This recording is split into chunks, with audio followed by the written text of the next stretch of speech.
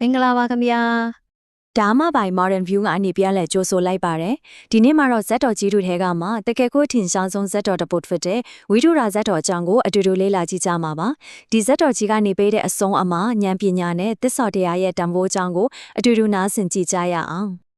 ကဲဇလန်မစခင်မှာစိတ်ဝင်စားစရာမေးခွန်းတစ်ခုနဲ့အစပြုကြည့်ချင်ပါတယ်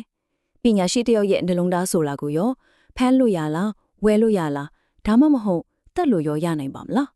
းဒီမေခွန်းကပဲဒီစက်တော်ကြီးရဲ့အဓိကပဟေးလေးတစ်ခုဖြစ်လာမှာပါဟုတ်ပြီအဲ့ဒီတော့ဒီဇလန်ကိုပုံဖော်ကြမယ်အဓိကစက်ကောင်နေနဲ့အရင်ဆုံးရင်းနှီးအောင်လို့လိုက်ရအောင်ပထမဆုံးကတော့ကျွန်တော်ရဲ့စက်တဲ့ပညာရှိအမတ်ကြီးဝိဒူရာပြီးတော့လူပီကတဏ္ဍန်ကျန်ရဲ့မင်းကြီးနဂါးပြည်မှာတော့ဘယံဝရုဏနဲ့မိဖုရားဝိမလာရှိမယ်သူတို့ရဲ့သမီးတော်လေးအီရန်တတီလည်းပါတာပေါ့နောက်ဆုံးတစ်ယောက်ကတော့အခြေအတွက်ပါမဆိုးလုံးမဲ့ဘီလူစစ်သူကြီးပုံနကမယ်ဖြစ်ပါတယ်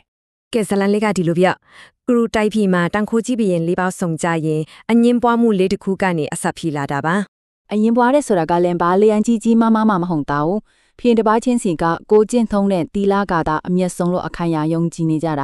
တီချာမင်းကသူ့ရဲ့ဆွန့်လွတ်ခြင်းတရားကအသားဆုံးနဲ့နဂါမင်းဝရုဏကတော့တိခန့်ချင်းကိုဝိုင်းတင်နဲ့ဂလိုမင်းကသူ့ရဲ့အိမ်တွေဆောင်းစည်းမှုကိုရှေ့တန်းတင်ပြီးလူဖြင်းတနန်းကြေရကတော့ညီသက်ချင်းတရားကအကောင်ဆုံးလို့ဆိုပါတယ်ဘယ်သူမှလဲဆိုတာကိုအဆုံးဖြတ်ပေးနိုင်မဲ့ပညာရှိတယောက်ကိုသူတို့လိုအပ်လာပါတော့တယ်။အဲ့ဒီမှာတင်ကျွန်တော်တို့ရဲ့ဇက်လိုက်ကျော်ဝိထုရအမတ်ကြီးကဝင်လာပါပြီ။သူရဲ့ဖြေကဒီကေကိုလှပပြီးထိမိလွန်ပါတယ်။သူကဘာပြောလဲဆိုတော့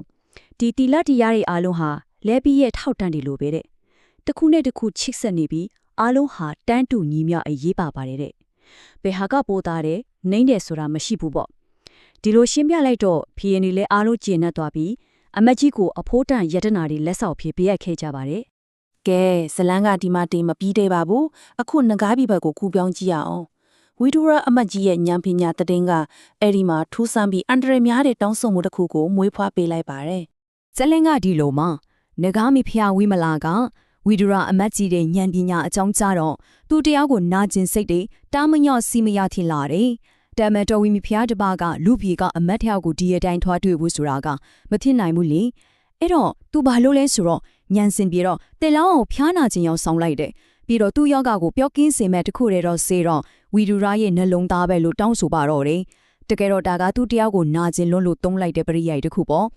့ကဲဒီဇက်ခွမှာနောက်ထပ်ဇက်ကောင်တစ်ယောက်ထပ်ဝင်လာပါပြီသူကတော့ဘီလူစစ်သူကြီးပုံနှက်ခပါသူကငကားမင်းသမီးအီယန်တတီကိုမြင်ချင်းကိုဆွဲလန်းသွားလာအခွင့်အရေးကိုစောင့်နေတော့မှပဲမင်းသမီးကကြင်ညာလိုက်တယ်သူ့အမေအတွက်ဝီဒူရာရဲ့နှလုံးသားကိုယူလာပေးနိုင်တဲ့သူကိုလက်ချက်မေးတယ်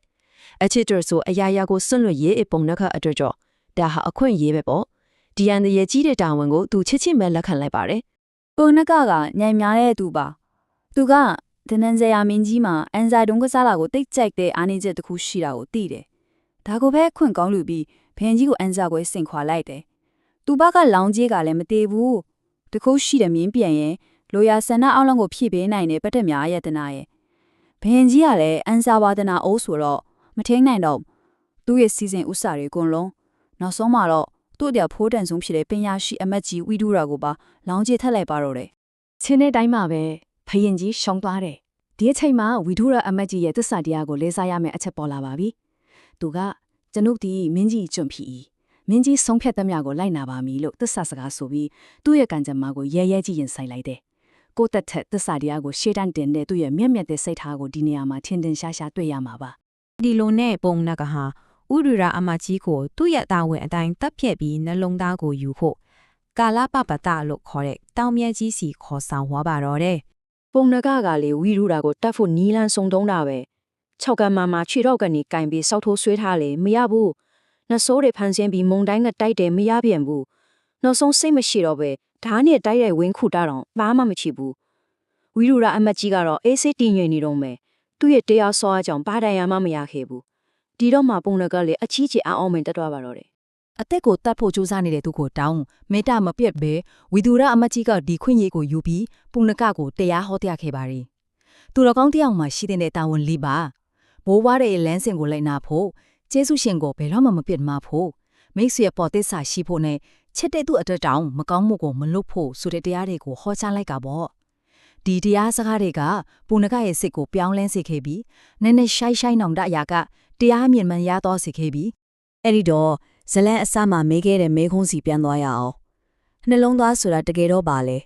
ဒီဇလဲမှာနှလုံးသားဓမ္မမဟုတ်ခရိယာဆိုတာကအတိတ်ပဲအများကြီးရှိပါတယ်ပထမဆုံးမှာတော့တကယ်ရုပ်ခန္ဓာတဲ့ကအသားတုံးနှလုံးသားပေါ့ဒါပေမဲ့အဲ့ဒီတက်ပေါ်နဲ့ရှိုင်းတဲ့အတိတ်ပဲကတော့ပညာရှိယုံနဲ့ရဲ့အတိညာဉ်နဲ့ချုံမီတဲ့တရားစကားလီကိုဆိုလိုတာပါအဆုံးစုံမှာတော့ဘယ်တော့မှမပြည့်စည်နိုင်တဲ့တစ္ဆာတရားဓမ္မတရားကိုနိုင်ကိုပဲရည်ညွှန်းတာဖြစ်ပါတယ်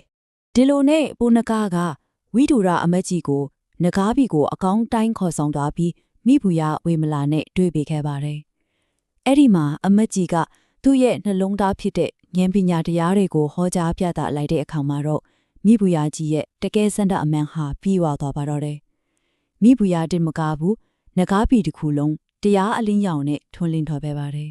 နောက်ဆုံးမှာတော့အရာအလုံးအဆင်ပြေသွားခဲ့ပါတယ်ပုံနကကသူချေရတဲ့နဂါမင်းသမီးအီရန်တရီနဲ့လက်ထပ်ခွင့်ရသွားတယ်ဝိဒုရအမတ်ကြီးကိုလည်းသူ့ရဲ့နေပြည်တော်ကိုဘေးမတိရမခါပြန်ပို့ပေးခဲ့ပါတယ်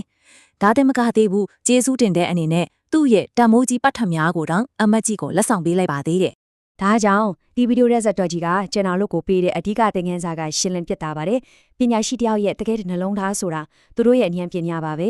အဲ့ဒီဉာဏ်ပညာကိုအင်အားသုံးပြီးလူယူလို့မရဘူးချင်းချောက်လို့မရဘူးမေတ္တာတရားနဲ့မျှဝေမှာသစ္စာတရားနဲ့နားလေသဘောပေါက်မှသာရရှိနိုင်တယ်ဆိုတဲ့အဆုံးအမပဲဖြစ်ပါတယ်ကဲဒီလိုမျိုးအထိပ္ပယ်လေးနဲ့ပြီးသင်ခန်းစာတွေအများကြီးပေးတဲ့ဇာတ်တော်တွေကိုပို့ပြီးစိတ်ဝင်စားသွားကြပြီလားခင်ဗျာစိတ်ဝင်စားတဲ့ဆိုရင်တော့ကျွန်တော်တို့ရဲ့ဓမ္မပံ Modern View YouTube Channel follow လုပ်ထားဖို့ဖိတ်ခေါ်ချင်ပါတယ်နောက်ထပ်တင်ဆက်ပေးမဲ့ဒီလိုစိတ်ဝင်စားစရာကောင်းတဲ့အကြောင်းအရာတွေကိုလက်မလွတ်ရအောင် subscribe ခလို့လေးကိုနှိပ်ထားပေးပါဒီတင်ဆက်မှုကိုသဘောကျတယ်ဆိုရင် like button လေးနဲ့အားပေးတော့နိုင်တယ်လို့ဒီဇက်တော်နဲ့သက်သက်တဲ့အတူအမြင်တွေကိုလည်း comment မှာရေးသားမျှဝေခဲ့ကြပါအောင်လို့တိုက်တွန်းပါစေနားဆင်ကြည့်ရှုပေးခဲ့ကြတဲ့ပရိသတ်တို့တယောက်ချင်းစီတိုင်းကိုကျေးဇူးများကြီးတင်ပါတယ်အားလုံးပဲကိုစိတ်နှချအကျဉ်းချမ်းသာကြပါစေခင်ဗျာ